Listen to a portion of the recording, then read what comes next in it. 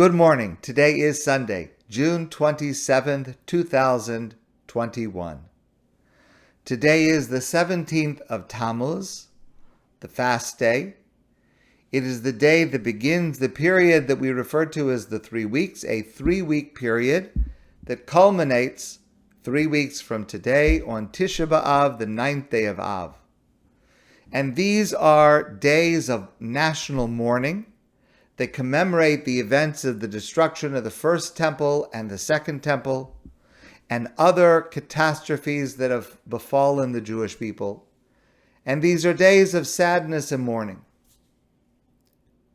Although it is possible to observe the outward formal details of these days, what to do, what not to do, that is relatively straightforward to be able to look up. You can ask. That's straightforward. But like any mitzvah, there is also a layer of chovos halavavos, the obligations that are in our heart, what it is that we should be feeling and experiencing, what it is that we're supposed to take from this period, what it is supposed to do for us, how it is supposed to transform us.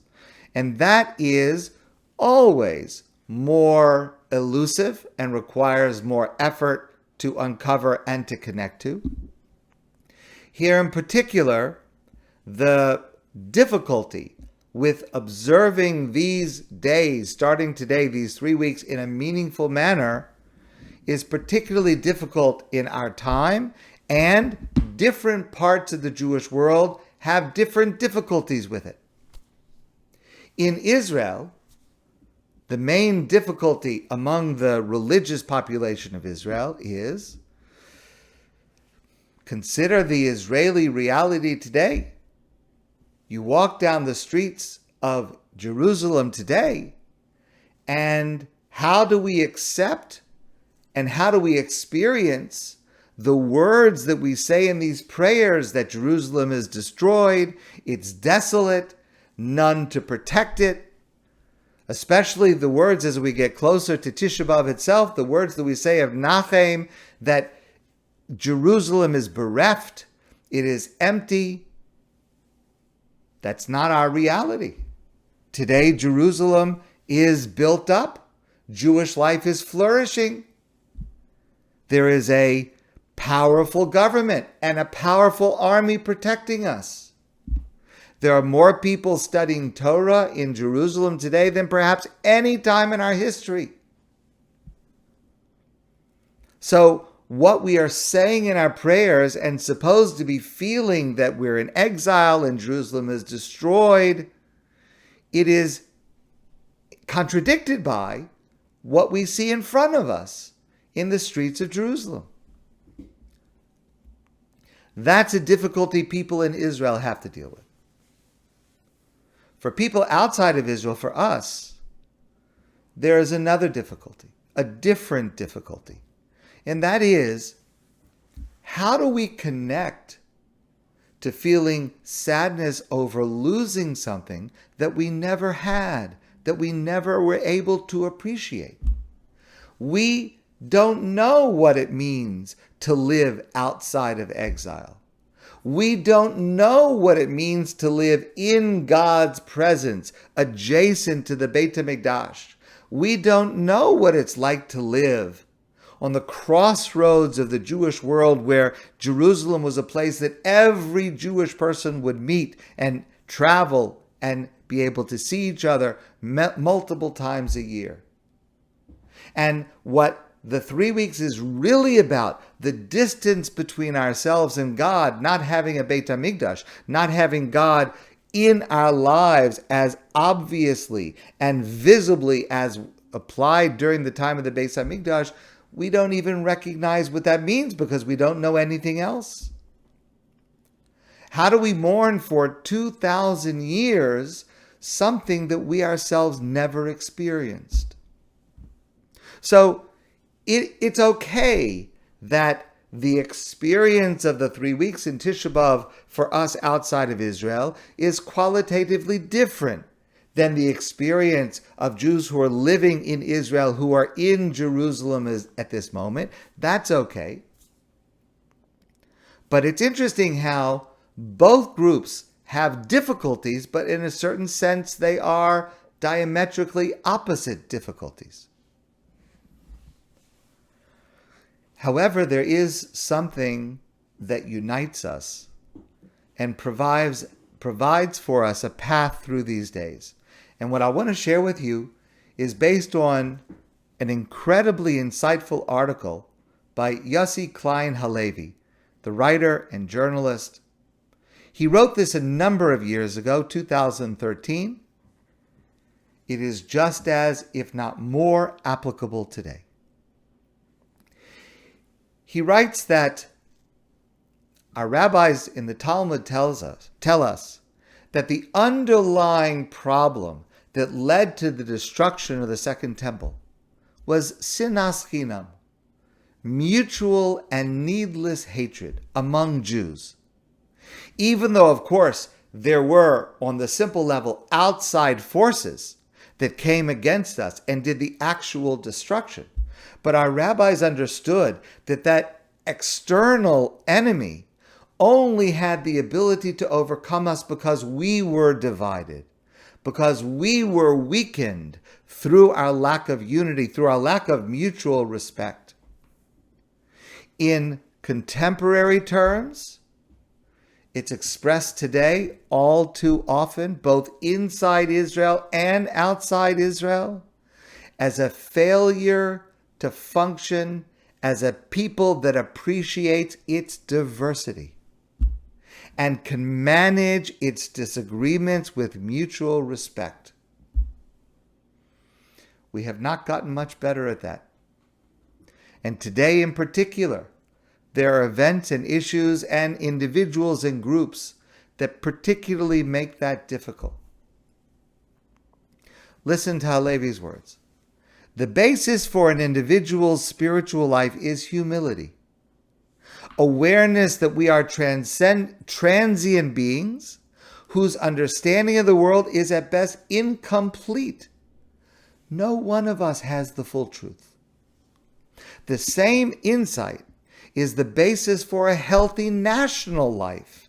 No part of the Jewish people can claim to be sole heir of Jewish history. And this is exactly the problem we have, because today so many groups claim to be the sole heir, the sole representative of Judaism and Jewish history. But that cannot be true. Those who believe that their community is the only repository of Jewish wisdom, and that other communities are empty vessels with little to contribute to our growth, risk a spiritually fatal arrogance. That arrogance has spread like a plague in our time. So Halevi has a suggestion. It's a very practical suggestion. And it is a suggestion that relates to the avodas halev, to the internal heart work that we should be doing and thinking about, the subject of our introspection, starting today over these next 3 weeks, in order to make all the outside observances meaningful and significant. And I share this with you because I feel so strongly that it is something I need to do. And I hope that I will live up to trying to accomplish this suggestion. And I share it with you to suggest it for your inner work over these 3 weeks. Here is what Halevi writes. One spiritually useful way to mark the 3 weeks is for each Jew to consider the community of Jews he or she most resents, and then contemplate a positive Jewish value embodied by that community. Now, if you say to me, I love every Jew and I don't resent any Jew, well, I'll hold back my real comment and just say, you're a whole lot better than I am. But for the rest of us, think of, and he gives a number of suggestions, and of course you can add your own examples. Think of the settlers' love of the land of Israel. Even if you disagree with the settlers and their political approach and some of their activities, but at least think about their love of the land of Israel, what they're willing to sacrifice to hold on to every inch of the land of Israel. If you disagree strongly with the peace movement,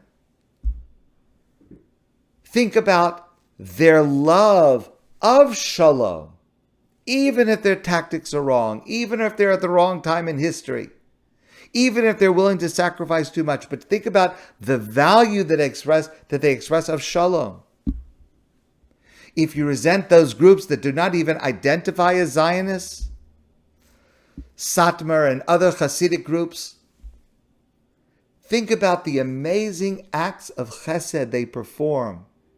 For example, bringing food to everyone in hospital, taking care of those who have passed away with dignity and respect for every single Jew, not only those who are like them. Think of their good qualities. If you're frustrated or feel antagonistic towards those non-Orthodox Jews that are acting in a manner that is not in accordance with Jewish law, but think about their efforts to try to maintain a connection to every single Jew. Okay, you may disagree with the tactics, but the underlying value to maintain a connection to every single Jew is something very positive. And take your own example of a group that is doing something that you absolutely abhor, but find the positive element in it and appreciate that without compromising your convictions. Allow yourself to feel a measure of gratitude toward ideological opponents who are trying in their way to be worthy of the Jewish story.